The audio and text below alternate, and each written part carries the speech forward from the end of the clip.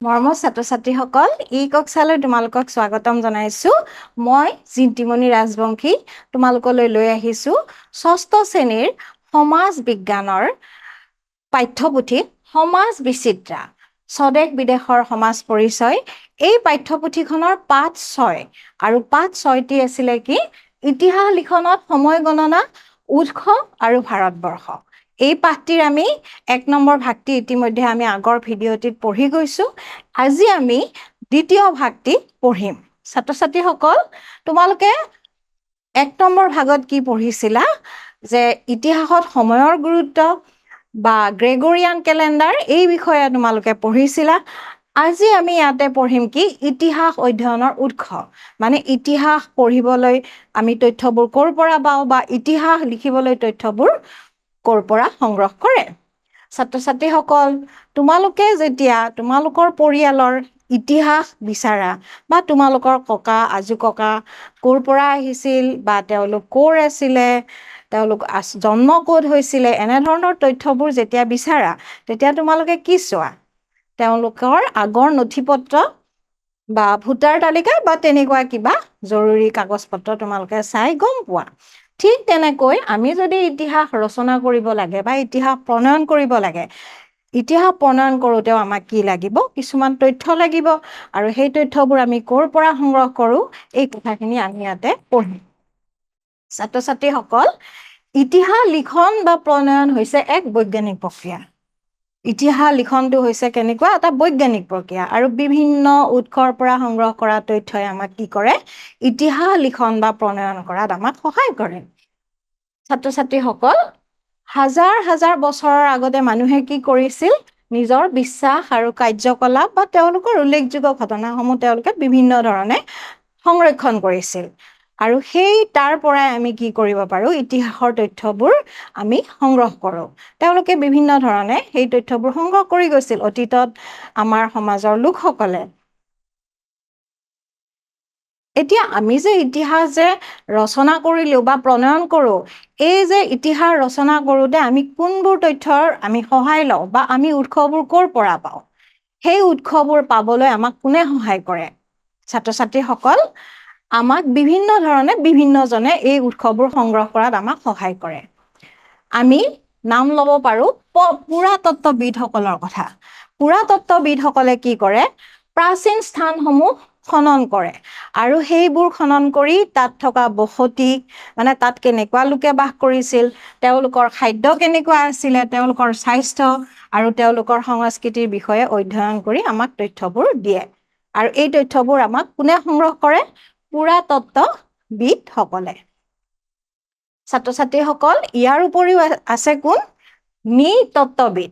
নৃতত্ত্ববিদসকলেও ঠিক তেনেদৰে অতীতৰ সাংস্কৃতিক আচৰণসমূহ বুজিবলৈ তেওঁলোকে পুৰণি শিল্পকৰ্মসমূহ অধ্যয়ন কৰে আৰু সেইবোৰ বিশ্লেষণ কৰে। বিশ্লেষণ কৰি তাৰে তথ্যবোৰ আমাক দিয়ে বা ইতিহাসবিদসকলক দিয়ে আৰু তেওঁলোকে সেই তথ্যবোৰৰ পৰা ইতিহাস ৰচনা কৰে। ইয়াৰ উপৰিও ছাত্ৰ-ছাত্ৰীসকল পুৰা জীৱবিজ্ঞানীসকলে কি কৰে? জীৱাশ্ম অধ্যয়ন কৰে আৰু এই পুৰা জীৱবিজ্ঞানীসকলে জীৱাশ্ম অধ্যয়ন কৰি যিবোৰ তথ্য পায় সেই তথ্যবোৰৰ পৰাও কিন্তু ইতিহাসবিদসকলে কি কৰে? ইতিহাস ৰচনাত তথ্য লয় বা ইতিহাসবিদসকলক পুৰা জীৱবিজ্ঞানীসকলেও সহায় কৰে আৰু এই জীৱাশ্মসমূহ কি হয়? বহু যুগ যুগ ধৰি শিলত সংৰক্ষিত হৈ থকা কিছুমান প্ৰাণীৰ ছাপ বা সেই তেওঁলোকৰ প্ৰাণীবোৰৰ জীৱনৰ প্ৰমাণ আৰু সেই প্ৰমাণবোৰ পুৰা জীৱবিজ্ঞানীসকলে অধ্যয়ন কৰি বিভিন্ন তথ্য ইতিহাসবিদসকলক প্ৰদান কৰে আৰু ইতিহাসবিদসকলে সেই তথ্যবোৰৰ পৰা ইতিহাস ৰচনাৰ সমল বিচাৰি পায়। ছাত্ৰ-ছাত্ৰীসকল ইয়াৰ উপৰিও লিপিবিদসকলেও কি কৰে? আমাক বা ঐতিহাসিক তথ্যৰ আমাক যোগান ধৰে। লিপিবিদসকলৰ কাম হৈছে তেওঁলোকে পৌৰাণিক শিলালিপিসমূহৰ অধ্যয়ন কৰে। যিবোৰ পৌৰাণিক শিলালিপি আছে, আগৰ ৰজা মহাৰাজাসকলে শিলালিপিত সেই সময়ৰ কথাবোৰ লিপিবদ্ধ কৰি গৈছিল আৰু এতিয়া সেইবোৰ কোনে অধ্যয়ন কৰে? লিপিবিদসকলে। তেওঁলোকে সেইবোৰ অধ্যয়ন কৰি ইতিহাসবিদসকলক তথ্য প্ৰদান কৰে। ইয়াৰ উপৰিও সাহিত্য আৰু ভাষা বিশেষজ্ঞসকল, যিসকল সাহিত্যিক আছিল বা ভাষা বিশেষজ্ঞ আছিল, তেওঁলোকেও কিন্তু বিভিন্ন সমল ইতিহাসবিদসকলক যোগান ধৰে, যাৰ পৰা ঐতিহাসিকসকলে বা ইতিহাসবিদসকলে ইতিহাস লিখিবলৈ সমল পায়। ইয়াৰ উপৰিও কেইবা দশক ধৰি চলি অহা কিছুমান বৈজ্ঞানিক অধ্যয়ন কিছুমানে আমাক কি কৰে, ইতিহাস অধ্যয়নৰ তথ্য কিছুমান আমাক প্ৰদান কৰে। বৈজ্ঞানিকসকলে মানে কেইবা দশক জুৰিও কি কৰি আছে, জিনীয় বৈজ্ঞানিক অধ্যয়ন, প্ৰাণীসমূহৰ জিনৰ বিষয়ে অধ্যয়ন কৰিছে আৰু সেই তথ্যবোৰ ইতিহাসবিদসকলক প্ৰদান কৰে আৰু তাৰ পৰাও ইতিহাসবিদসকলে ইতিহাস লিখাৰ সমল বিচাৰি পায়।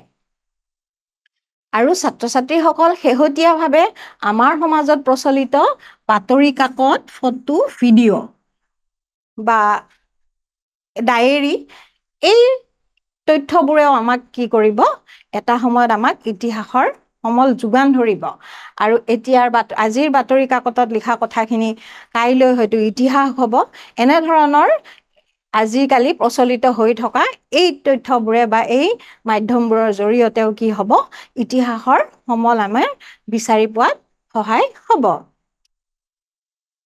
ছাত্ৰ-ছাত্ৰীসকল, যেতিয়া ইতিহাসবিদসকলে কোনো এখন যুদ্ধ বা কোনো এটা বিদ্ৰোহৰ কথা তেওঁলোকে অধ্যয়ন কৰে, তেওঁলোকে একাধিক উৎসৰ পৰা পোৱা তথ্যসমূহ তুলনা কৰে। কেতিয়াবা হয়তো সেই তথ্যসমূহৰ অমিলো পায় আৰু তেওঁলোকে তেতিয়া সিদ্ধান্ত লোৱাত অকণমান জটিলতা আহে। বিভিন্ন তথ্যৰ পৰা পোৱা তথ্যবোৰ বা বিভিন্ন সমলৰ পৰা তথ্যবোৰ কেতিয়াবা বিসংগতি হয় বা কেতিয়াবা একে নহয়, অমিল থাকে আৰু তেতিয়া কিন্তু তেওঁলোকৰ অকণমান অসুবিধা হয় ইতিহাস লিখনত। ইয়াৰ উপৰিও আমি আৰু এটা কথা এতিয়া জানি ল'ব লাগিব যে ঐতিহাসিক উৎসসমূহ যে আমি যে পালোঁ আৰু এই উৎসসমূহৰ বৈশিষ্ট্যৰ ওপৰত ভিত্তি কৰি আমি 5টা ভাগত বিভক্ত কৰিব পাৰোঁ। আৰু এই তালিকাখনত তোমালোকে দেখা পাবা ইতিহাস অধ্যয়নৰ উৎসৰ আমি প্ৰকাৰকেইটা কৈছোঁ, 5টা প্ৰকাৰ আছে। ইয়াতে ভাগ কৰি তোমালোকক দেখাই দিছে। ইয়াতে এপিগ্ৰাফিক উৎস, প্ৰত্নতাত্ত্বিক, কলাত্মক, সাহিত্যিক আৰু মৌখিক। ইয়াতে তোমালোকক সুন্দৰকৈ ভাগসমূহ দেখাই দিছে। যেনে এপিগ্ৰাফিকত কোনবোৰ আহিব, শিলালিপি, তাম্ৰলিপি, মুদ্ৰা, মানে লিপিবিদসকলে এইবোৰ অধ্যয়ন কৰি তথ্যবোৰ ইতিহাসবিদসকলক দিব। তাৰ উপৰিও প্ৰত্নতাত্ত্বিক বুলি ক'লে স্থাপত্য, স্তূপ, মানুহ, জীৱ-জন্তু আৰু উদ্ভিদৰ অৱশিষ্ট, এইবোৰ অধ্যয়ন কৰে প্ৰত্নতাত্ত্বিকসকলে। তাৰ পৰা পোৱা তথ্যসমূহ ইতিহাসবিদসকলে লৈ পেলাই কি কৰে, ইতিহাস ৰচনা কৰে। ইয়াৰ উপৰি কলাত্মক কোনবোৰ হ'ব, ছবি, ভাস্কৰ্য, ফলক, এইবোৰ হ'ব কলাত্মক। সাহিত্যিক কোনবিলাক হ'ব, বেদ, পুৰাণ, মহাকাব্য, যিবিলাক অতীতত লিখা সাহিত্যিক ৰচনা, ঐতিহাসিক লেখা, এইবোৰৰ পৰা সাহিত্যৰ সমল সংগ্ৰহ কৰে। তদুপৰি মৌখিকভাৱে প্ৰচলন হৈ থকা কিছুমান কথা, কাহিনী, গীত, এইবোৰৰ পৰাও কিন্তু ঐতিহাসিকসকলে সমল সংগ্ৰহ কৰে। ছাত্ৰ-ছাত্ৰীসকল, সেইখিনি আছিল আমাৰ ইতিহাস অধ্যয়নৰ উৎস। এতিয়া আমি আহোচোন চাওঁ যে আমাৰ দেশখনৰ নাম ভাৰতবৰ্ষ কেনেকৈ হ'ল বা ভাৰতবৰ্ষৰ নামটোৰ আৰম্ভণি কেনেকৈ হ'ল। ভাৰতৰ সংবিধানত আমাৰ দেশখনক বুজাবলৈ ভাৰত আৰু ইণ্ডিয়া, এই দুইটা শব্দ ব্যৱহাৰ হৈছে। ভাৰত বুলিও কয়, ইণ্ডিয়া বুলিও কয়, দুইটা শব্দ ভাৰতীয় সংবিধানত আছে। আমাৰ সকলোৰে পৰিচিত কেইবাখন ৰাজ্য আৰু বিশাল জনসংখ্যাৰ দেশ বৰ্তমানৰ যিখন ভাৰত, মানে এতিয়াৰ পৰিচিত যিখন ভাৰত, আগতে কিন্তু সেইখন নাছিলে। আগতে কেনেকুৱা আছিলে, আগতে এইখন ভাৰত উপমহাদেশ, এতিয়াও কয় ভাৰত উপমহাদেশ বুলি।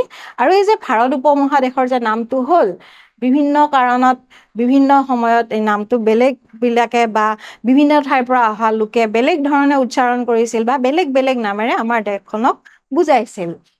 ভাৰতৰ অতীত আৰু বিৱৰ্তনৰ বিষয়েও আমি জানিবৰ কাৰণে বিভিন্ন উৎসৰ আমি সহায় ল'ব লাগিব। বা অতীতত ভাৰতবৰ্ষক কি বুলি কৈছিলে, বেলেগ ঠাইৰ মানুহে ভাৰতবৰ্ষৰ নামটো কেনেকৈ উচ্চাৰণ কৰিছিল বা বেলেগ শব্দৰে আমাৰ ভাৰতবৰ্ষখনক তেওঁলোকে বুজাইছিলে। আমি কোনবোৰৰ পৰা গম পাওঁ, ধৰা হ'ল প্ৰাচীন কিছুমান গ্ৰন্থ, তাতে আমাৰ দেশখনৰ নাম লিখা আছে। গ্ৰন্থবিলাকত বেলেগ ধৰণে নামবোৰ তেওঁলোকে উল্লেখ কৰিছে। ভ্ৰমণকাৰীৰ বিৱৰণ, ভ্ৰমণকাৰীসকলে যিবোৰ বিৱৰণ দি গৈছে, যিবোৰ টোকা লিখি গৈছে, তাতো তেওঁলোকে বেলেগ বেলেগ ধৰণে ভাৰতবৰ্ষৰ নামটো কৈছে বা তেওঁলোকে নিজৰ মতেও নামটো দি লৈছে। আৰু যিসকল তীৰ্থযাত্ৰী যিসকল আহিছিলে, তেখেতসকলেও কি কৰিছে, বেলেগ বেলেগ ধৰণে হয়তো সেই সময়ত ভাৰতবৰ্ষৰ নামটো কৈছিলে। শিলালিপিসমূহতো এই পৰিৱৰ্তিত নামসমূহ উল্লেখ আছে। ছাত্ৰ ছাত্ৰীসকল, আমি আটায়ে জানো যে আমাৰ ভাৰতবৰ্ষৰ বেদ 4খন, তাৰে ভিতৰত অন্যতম হৈছে ঋগ্বেদ। আৰু ঋগ্বেদত উল্লেখ আছে যে ভাৰতৰ উত্তৰ পশ্চিম অঞ্চলটো কি বুলি কোৱা হৈছিলে, সেই সময়ত মানে সপ্তসিন্ধু। সপ্তসিন্ধু হৈছে 7খন নদীৰে গঠিত ভূমি। আৰু এই কথাখিনি ছাত্ৰ ছাত্ৰীসকল ক'ত উল্লেখ আছে? ঋগ্বেদত। ঋগ্বেদত লিখা আছে যে সেই সময়ত ভাৰতবৰ্ষৰ উত্তৰ পশ্চিম অঞ্চলটোক সপ্তসিন্ধু 7খন নদীৰে গঠিত ভূমি বুলি কৈছিলে। তাৰ পিছত ছাত্ৰ ছাত্ৰীসকল, তোমালোকে ভাৰতবৰ্ষৰ 2খন মহাকাব্যৰ নাম আটায়ে জানা, ৰামায়ণ আৰু মহাভাৰত। আৰু ভাৰতবৰ্ষৰ মহাভাৰত, এই যে মহাকাব্য, এই মহাকাব্যখনতো অতীতত সেইখন মহাকাব্যত আমাৰ কিছুমান ঠাইৰ নাম উল্লেখ আছিলে আৰু যিবোৰ নাম এতিয়াও আছে। মহাকাব্যখনতো বহু হাজাৰ বছৰৰ আগতে ৰচনা হৈছিলে আৰু সেই নামবোৰ আমি চাওচোন আহা। মহাভাৰতত উল্লেখিত আছিলে কাশ্মীৰ। কাশ্মীৰখন এতিয়াও আছে ছাত্ৰ ছাত্ৰীসকল। তাৰ পিছত আছে কুৰুক্ষেত্ৰ।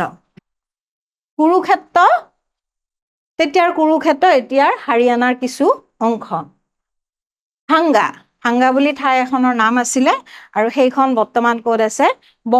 বংগদেশৰ কিছু অংশক ভাংগা বুলি কৈছিলে। তাৰ পিছত আহিল প্ৰাগজ্যোতিষ। প্ৰাগজ্যোতিষপুৰ অঞ্চলটো কোনখিনি? অসমৰ বৃহৎ এটা অংশৰ নাম আছিলে প্ৰাগজ্যোতিষ বা প্ৰাগজ্যোতিষপুৰ। কচ্ছ হৈছে গুজৰাটৰ কচ্ছ অঞ্চল। ইয়াৰ উপৰি কেৰেলা নামটো তেতিয়াও আছিলে, এতিয়াও আছিলে। ছাত্ৰ ছাত্ৰীসকল, এই ঠাইবোৰৰ নাম মহাকাব্যতো উল্লেখ আছে আৰু সেই অঞ্চলবোৰ এতিয়াও আছে। ছাত্ৰ ছাত্ৰীসকল, সম্ৰাট অশোকে, তেওঁ এজন ডাঙৰ সম্ৰাট আছিলে আৰু তেওঁ বিভিন্ন ঠাইত তেওঁৰ শিলালিপিসমূহ লিখাইছিল। আৰু তেওঁৰ লিখা শিলালিপিসমূহত তেওঁ ভাৰতক বুজাবলৈ কি শব্দ ব্যৱহাৰ কৰিছিল? জম্বুদ্বীপ। শব্দটো হৈছে জম্বুদ্বীপ শব্দটোৰে তেওঁ ভাৰতবৰ্ষক বুজাইছিল। তেওঁ লিখি যোৱা, তেওঁৰ শাসনৰ সময়ত ৰচনা কৰা শিলালিপিসমূহত। জম্বুদ্বীপ মানে হৈছে জামু গছৰ দ্বীপ। ছাত্ৰ ছাত্ৰীসকল, অশোকৰ শিলালিপিসমূহত এই কথাখিনি মানে জম্বুদ্বীপ শব্দটো পোৱা গৈছে।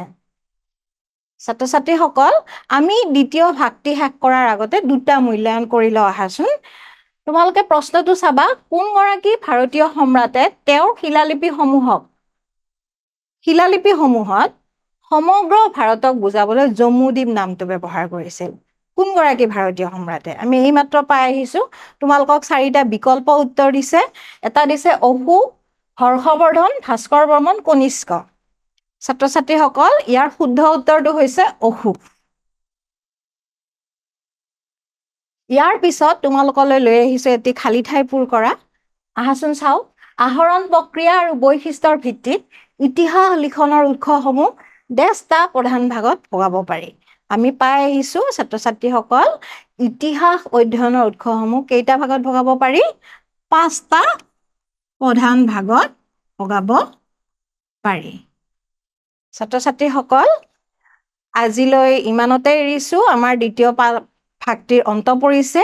তৃতীয় ভাগলৈ মই পুনৰ আহি আছোঁ। আজিলৈ এৰিছোঁ। ধন্যবাদ।